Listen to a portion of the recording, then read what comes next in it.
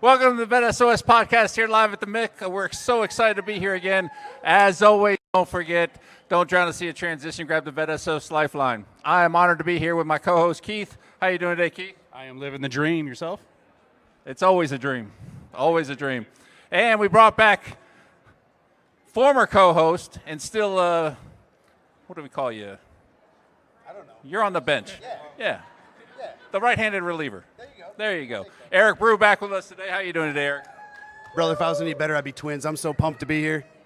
You going to do your tagline? Not yet. No? Okay. No, we'll get there. We'll get there? All right. So we are honored to have a couple of guests with us here that are doing some wonderful things in transition. They're not necessarily known in transition yet. They're doing great things, and they're kind of behind the scenes in some cases. But they're doing amazing things, and a lot of you know who they are, which is awesome. And if you don't know who they are, hopefully after this you are following them, because you need to be connecting with them, and you need to be learning what they're doing. So we'll start. We got Kingsley Scott with us today. Kingsley, how you doing? I am living the dream. I'll tell you what. I'm going to be cheesing from ear to ear, so I'm like, man, I can't believe that I'm actually on the stage to get to share my passion and to share why I'm here. So thank you for the invite. Absolutely. Love what you're doing, brother, and really excited to hear some of your advice today. And then, of course, we got Matthew Wee with us. How are you doing today? I'm doing actually great. I'm glad to be up here with everybody that helped me out in my transition, and to see everybody here in the audience doing this, just having taken that time to take care of each other and yourselves. Outstanding. All right, so let's start with really a basic question. Oh, I'm sorry. Before we go anywhere, Sean, pitter patter, let's get at her.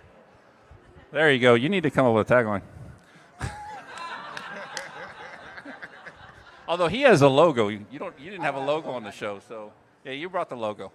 All right, so let's start with probably a basic question, and that is, what would be the first thing you would recommend to somebody starting their transition? And we'll start with you, Kingsley. Just what is your first thought on that? It's accept the transition. I know when I was transitioning out back in 2018, I still wanted to be part of the active duty service, but my time came to an end, so to actually accept, to let go. And I remember we had that talk like, dude, just accept it. Just accept it and just let it go, and just kind of, because it's like you're driving down the road, but then the wheel is pulling to the right, you're pulling to the left. Just let go. It's going to course correct because the road is going straight. So just accept it. Jesus, take the wheel. But I'd say for myself, it's perseverance. There's a lot going on. When I transitioned out, it was during 2021, during COVID time frame. And when I did the transitional courses, it was online through WebEx. So I had to have that perseverance to just continue moving on and find my path to where I wanted to be. And like Kingsley over here, the time came where I could not stay longer in the United States Marine Corps. I wanted to stay past 20 years. I could not do it because I could not make the next rank I wanted. So just having that the patience, the perseverance, just to move on and be kind to yourself. That's awesome, yeah. And I love the perseverance piece, right? Because when I'm talking with folks, I like to use the analogy that transition is like a knife fight, right? So when we train, like when I train security teams as well, so when we get the knife fight portion, we teach them you need to expect to get cut. Going into a knife fight, you need to expect to get cut, because if you don't expect it going in, it's going to inevitably happen. And if you're not expecting it, you're going to, one, possibly go into shock, but two, you're at least going to focus on the pain of that cut. And yeah, you're going to take your mind off of the fight at hand. Transition is no different, right? There's going to be failure at some point in transition. That first resume review will be brutally honest and break your spirit to will to live almost. And that first job application will fall flat. The first job interview may not call for the job offer, but hopefully not all happening in succession, right? But yeah, going into it knowing that at some point you're going to fail at something. So when it does happen, it's like, oh, there it was. Pick myself up, brush myself off, and keep on going. That's great advice, Matthew. So, all right. So, what would be so what's that? So, what would be the single most important resource that you two found in your transition that was available to you? Well, the funny thing was I did not find this resource until 3 years after my transition. right? So, and I'm going to give a shout out to Alfredo's Coffee House, because that resource right there, I tell you what, if I would have had that during my transition time, it would have been a little bit easier, because I was trying to figure it out, right? As a CNCO, we figure like, man, we got this stuff locked in, man. And, what you got? I was a CNCO in the military, I got it all figured out. But once you transition, you can't keep talking that military talk, right? You can't, because they're not going to understand it. So for me, when I was in the Air Force, I did law enforcement, investigations, and career advisor. So I had to figure out in my 20 and a half years, what did I achieve and what can be utilized on the outside? And ironically, 6 years later, I'm the Director of Career Services that help people transition to IT. And I use everything from the military, from Alfredo's Coffee House, from Matt, even from you when you came to talk to us, right? Like from me. Even from you. I was like, man, so if you pick up stuff from Eric, like this is phenomenal to where how it just all comes back together years later to see that the actual trust in the process. And that's why I have to say, just trust the process. You might not know the process now, but it's going to be revealed to you. Just trust the process. All right, what about you, Matthew? It's hard to name just two resources, because I could see in the audience a lot of organizations here that actually helped me grow during my transition. I could say during the COVID time frame, because I don't know how many Marines are in the audience right now. Right. Yeah, but go ahead, talk to your brother. Nah, but I'm just saying too. Like, we are not stubborn. We're not stubborn people, right? Marines are not stubborn at all. Yeah, we could take advice from anybody in the world and be fine with it. But seriously though. That's sarcasm for those of you that don't know. But seriously, it took me just going through that motion of trying to find all these resources, getting myself out there, getting myself past the transition classes online, and reaching out to thousands or a few organizations to include 4Block, Veterati, Vest2 Industry, Act Now Education, Travis Mann Foundation, the Key Community, Vet CTAP. There's actually a lot more. Like during my transition, I actually did maybe 20 to 30 to 40 probably different organizations, reached out to still serving veterans when you were there, reached out to Alfredo Torres when I was in the Hampton Roads area. So, all these organizations I found, utilized, and helped myself and others. But I had to get past that stubbornness, because I still wanted to, like I said, stay in the Marine Corps. Past 20 years, I could not get gunnery sergeant, and that killed me. But I had to move on, and I had to persevere and have that patience to myself, which was tough. So I got an important question just for you, because you touched on something. You said I couldn't get to gunnery sergeant, right?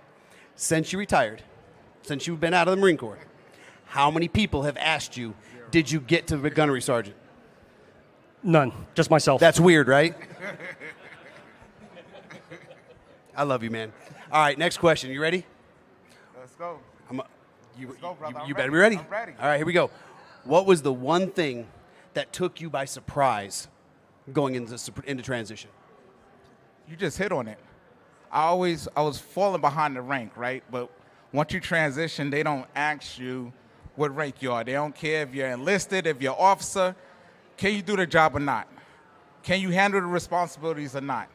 Can you go and make sure whatever company you're a part of, can you make that line go up, right? That's why I say you have to use your resources, right? So if you're an NCO, CNCO, it doesn't matter. In the military, reduction of costs, saving funds, manning personnel. Like if you could do that for the organization that you're trying to be a part of, is a win. So that's. What about you, Matt? What was the question again? He's a Marine. I'm going to talk a little slower. What was the one thing that took you by surprise the most as you went through transition? Like you said, too, nobody cares about your rank. Nobody really pays attention to it. It's just yourself. But that all these companies and organizations, when I got out, I spent time doing a fellowship, did a skill bridge program, learning about sales skills, and then also working with the Hampton Roads Veteran Employment Center. When I finally got out from the Marine Corps, did a fellowship with Hill Vets program on Capitol Hill, where they appreciated what you were doing, learned about everything that they're doing in the DC area. So I helped out with defense and veterans issues. And then also when I became a contractor, Department of Defense, it's amazing how they actually care about you and just more what you do and what you provide. And then finally was able to get a job that I wanted, was the help from Alfredo's Coffee House and Hope White was the federal employment working. That, like I said, the patience is the journey. Patience is what's important, because it took 3 months or 2 months for an interview, 9 months afterwards for this position, and I finally got the notice here at the Military Influence Conference in Vegas. So I remember. Yeah. So it's just the patience and having that, the idea that, just being there at the moment, just being there for yourself and others as much as you can, just forgive yourself and just move on. That's good. That reminds me of a theory you and I have talked about a couple of times, and I like to call it the matching clothes syndrome, right? Whether you were in for 4 years or 24 years, it doesn't matter, right? Everywhere we went, every time we PCS'd, every time we took a new position, every time we had new people around us, you either knew somebody, you were served with somebody, you had the same job as somebody, you knew people that knew people, you were at previous duty stations together. But even if you had nothing in common with the people that were around you, you were all wearing the matching clothes. You had something in common with everybody around you. And as you step out of service, what you guys are describing is recognizing that you don't match a whole lot of people anymore. And you got to figure out who you are. You want to know something, bro? If you look up here, I just realized that we all have black shirts on. Sean, you didn't even tell, like, hey, everybody wear black shirts today. Like, it just been embedded. Like, it's in us. It's in us. Hey, I love, just look around. It's you see what I'm saying? That's crazy. Great minds think alike. Syndrome, Yeah. And ours do, too. It just happens. So I love that question, too. What is the biggest surprise? Because for me, and it's going to lead into my question, too, is biggest surprise for me coming out was nobody owed me a job. Right? As veterans, we have that sense of entitlement sometimes about us, especially if we did 20 years, reach senior NCO status or senior officer status, and we get out thinking we're entitled to a job. We're entitled to a lot, right? I agree. Our nation owes our veterans so much, but employment's not one of them, right? And we have to earn that one. And that was one of the biggest shockers for me, and it was hard for me because my transition is such, I won't go down the story, but I basically had to figure out what I wanted to be when I grew up all over again, because what I thought I wanted to do was no longer available to me during my transition. So with that said, we'll start with you, Matt. So what would you say to the service members that are transitioning out right now that don't necessarily know what they want to be when they grow up? What would be your advice to them? Because the other thing, too, is, right, we can do it all. Right, yeah. Jacks of all trades, that's what the military makes us, right? So we think we can come out and do it all, and we can, but employers don't hire jacks of all trades. So what would you say to the folks that don't necessarily know exactly what they want to do? I'd say the first thing, like, that I went through that as well, and I had to get over myself and figure things out, and I had to utilize those resources to the point where that it was just had to be done. I just had to be able to move on. I mean, like, the biggest thing I keep bringing up is the perseverance, the patience, and just having an idea that yes, you can do everything you want to do, especially in the service. You do everything, but you got to find the right thing you need to do. Just at once, because if you try to do too many things at once, it's going to get caught up. And I've been through that, where I had the syndrome where I wanted to do everything, and I sometimes still have it, because I like being that way. I like to be busy. I like to stay, volunteer. I'm here volunteering with, Vets Industry, Act Now, and even the MIC. So it's like, I just still want to continue to help support veterans and service members, and I do that too in my current position in the Department of State. But yeah, it's just you just gotta get over yourself. You just gotta take that advice. It doesn't matter what rank you are, you're gonna need that support, and you're gonna need that help, because it's just gonna happen. It's gonna happen quick, because that 20 years, 30 years, or even 1 year will go by as quickly as possible, and it's difficult. I know from my experience, being a CNCO, I was coming to expect a certain level of employment after service.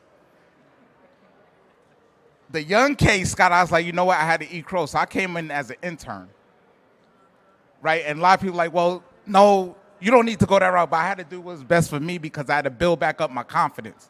My confidence was shot, because I thought I knew 21 years in the Air Force. I'm like, yeah, I know this stuff. I know management. I know leadership. I know this. I know that. But when I had to transition over, you know what they told me? You don't know anything. This is the civilian sector, right? So I said, I'll tell you what. I'll take an internship to show you my passion, to show you what I bring to the table, and I guarantee you I will not be here long. And what I mean by that, in that position.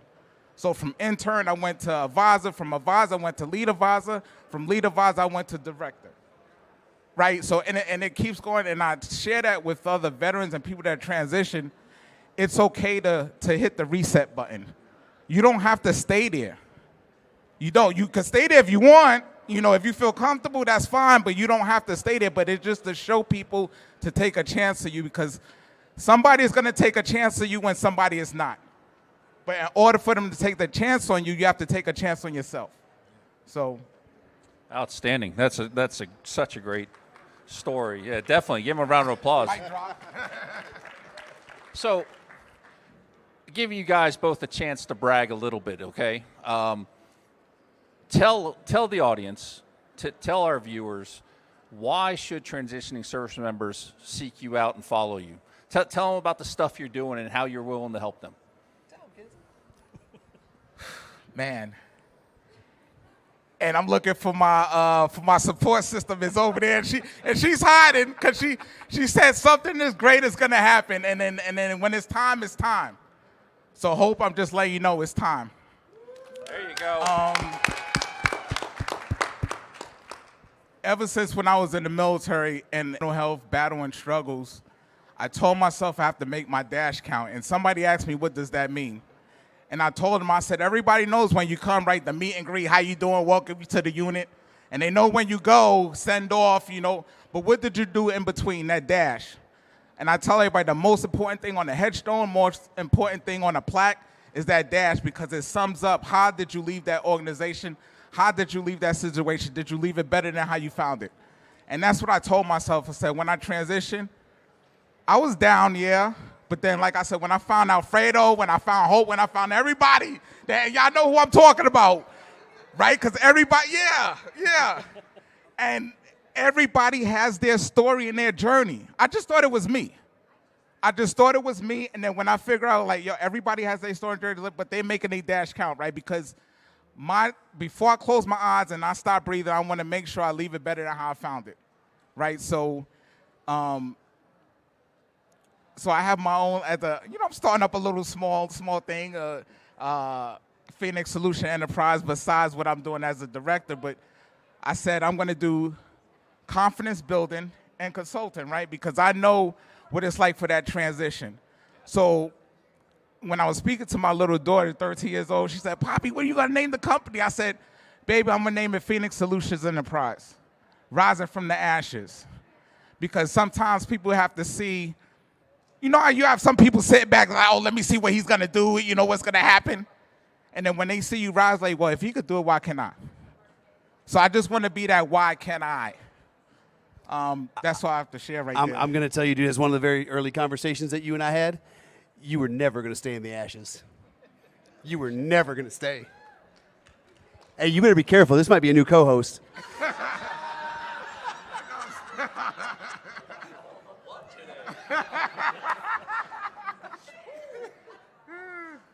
All right, Matthew, your shot.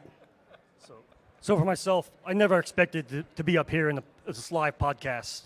As for those who know me, I'm not really a big talker. Okay, thank you, audience. So, never really expected this to happen. Never really, saw myself out there as somebody who wants to be in the limelight. I always liked being in the background, because in my Marine Corps career, I've been that personnel administration, the training and operations with the security forces, and then the foreign area staff non-conventional program, where I do stuff, in the background, helping other people out, not normally worrying about myself all the time. I was a staff NCO, I took care of Marines, and that's what I did for 20-something years. I enjoyed it most immensely. So it's not something I wanted to leave, but like I said, I had to make that determination. But for myself, it was just finding this community of people from Alfredo's Coffee House, Vetsu Industry, and Act Now, Travis Manion Foundation, the Key Community, all these organizations that supported me through my journey. But what I'm doing now is a lot of my stuff I'm doing has not been something that I thought I would be doing. Like I did a fellowship in Capitol Hill with the United States House of Representatives. Not a lot of veterans on the Hill. It's something I saw during my transition, and it's something I wanted to support. And then I became a contractor supporting, the Ted Stevens Center for Security Studies, being an event planner. And it was something I did throughout my career too as well. But, where I'm currently at now, I'm a civil service foreign affairs officer in the Department of State in Washington, D.C., where I do a lot of different things. I get involved with many different organizations, including Veterans for All Voters that are here at the MIC, and different organizations as well. And then for personally, volunteer with many different organizations, continue to give back, including ones at my Department of State was my Veterans at State, Veteran Support Program, and all these organizations. But it's just other stuff too. I'm an entrepreneur at heart, so I have ideas that I'm doing, or organizations and companies I want to create, and eventually do. But I just still want to continue to give back into myself as well, and learn that yes, you could take care of other people, but you got to take care of yourself first. That's great. And I will say that it seemed like you went from, hiding to all of a sudden being involved in everything. Like I see you everywhere now. Oh, there you go. All or nothing. You're now the butterfly. So what I keep hearing across this entire panel, though, is networking, right? The journeys that we're hearing and the things that you folks have done and that you're continuing to do, it's all through networking, right? So what advice, again, would you give to our service members or even our veterans that are out that are maybe just still trying to find their way? We've all heard it, right? It's who you know, not what you know. But what advice would you give them on what practical application would you tell them to do in making those connections and expanding that network where they want to go? I'll say just show up. Just show up. Even if you don't say anything, just show up. What's that say, Eric? Hey, if you're at the barbershop long enough, eventually you'll get a haircut, right? You just gotta, you just have to show up, right? Because when I first was trying to learn this civilian process, I just went a lot of places. I just sat there and I listened. And I jotted down what was important to me. And every time I heard it again, guess what I did? I put an asterisk next to it. Another asterisk. And then I say, for me, I'm in tech. I was in law enforcement and a career advisor. And how did I end up in tech? Because that tech kept coming up and coming up and coming up. So I like, you know what? I need to go explore that. And then it took me to this path right here. So I just say, just show up. At the end of the day, just show up because you're there. And once you hear the information, you'll jot it down, and it's going to come back to you because somebody's going to remind you. Somebody's going to come back and say something else. And 3, 4, 5 people say the same thing at different times. Something must be true, right? Something. So what about you, Matt? I mean, you basically said it. Just show up. I mean, I'm the one he's talking about. Where I'll show up, sit there in the background, and just show my face, or not even my face, my photo, and maybe say a few words here and there. But I say, I'm still growing on that. But I'll just take advice from the Hamilton musical. Just be in the room when it happens. Just be there. Absolutely, that is fantastic. So I'm going to ask you both, because we all know there's tons of resources, right, that they can use. So I'm going to ask you for your top 5 resources for a transition, but I'm going to give you 2. Okay. Number 1 is they should seek you guys out. That's number 1. Number 2, they need to listen to Vet S.O.S. Yes. All right, so from there. Yes. What's your last 3? Yeah, the last 3. You go first, Matt. It's on you. So 3 organizations. That you would recommend people go to. No pressure, because there's some organizations here that might get offended. No pressure at all. I would say first and foremost, because no bias, that I'm being their events director, VETSU industry. Then the key community, and also Act Now Education. Okay. All right. 3 fantastic organizations. For me, it will be ACP, American Corporate Partners, because without them, once again, I would not be here, right? So it's a little bit of everything, but they was the first organization that took the chance on me as me seeking a mentor, and then now me being a mentor to pay it forward. So I see how that organization is helping the veteran and transition community. And then, I got to give a shout out to Alfredo's Coffee House, because y'all don't have to go nowhere, because that's where the library is at, okay? So y'all come to the library. Y'all going to get pointed in locations where, just in case we forget our other things, but definitely vested industry as well, because Brian and I, we're both coming from the same career field. And I'll just give y'all a quick story, because I know we're running down on time. When he said that he was going to start vested industry, I was transitioning out. I was in my mental health phase. And I said, man, whatever, but I'm going to be in the background supporting you. But he kept pushing. Now, from 2019 to now, look where vested industry is at. Yeah. I mean, it's phenomenal, right? Because it's not just one person. It's not one person. And just like I met you at the academy, you came on, but then it's just building that. It's like a spider web. Keeps growing and growing and growing, because if I don't know somebody, guess who I'm going to hit up? Matt. Guess who I'm going to hit up? Eric. Guess who I'm going to hit up? Sean. You see what I'm saying? I don't know, but I know somebody who knows. So those are my top three, right? ACP, Alfredo's, and vested industry. All right, Alfredo's fantastic. Great list. Alfredo's Coffee House. I'm sorry. You're welcome. All right, so we're coming down to the end. All right, so real quick, both of you give whatever parting words you want to give to our audience and transitioning service members. Whatever recommendation you want to do. Real quick. The sound guy's ready to cut the mic. Right. Accept the process, trust the process, and whatever you do, make sure that you make your dash count. There you go. I love that one. But be kind and patient with yourself, because it was something I had to go through, and it was something I'm still learning, still going through. But also, take care of yourself first and foremost, because yes, I like to do a lot of different things, but I have to take care of myself, and I'm still learning that, and you're still going to learn. It's been 3 years, and I'm still enjoying this journey where I go from Wallflower to here on the podcast with Vet S.O.S. Who can think this? I don't know if the audience that knows me would know this. I'll be on here. You're going to be hosting Alfredo's Coffee House next week. Get ready. I thought you needed a break, Alfredo. Just a break. All right, so I don't know about you guys, but this week has been overwhelming for me, just to see how far we've come as an organization. We got over 120 episodes out. We've branched out into new formats. And then here we got over 27 alumni that have come to the MIC, which is just fantastic. It's been so heartwarming for me. And I owe it both to you guys and to Mark, who's not here. Eventually we'll get him on one of these things. But just the fact that you guys have helped us grow this, and your heart's there to give back, and how much you love this community, and all the guests we've had. We couldn't be here without you. We appreciate all your input and all your guidance. And I've told you all many times, my transition was smooth because I was listening to all your horror stories. You guys saved me and really helped me out. This podcast was a huge blessing for me, and I appreciate everything.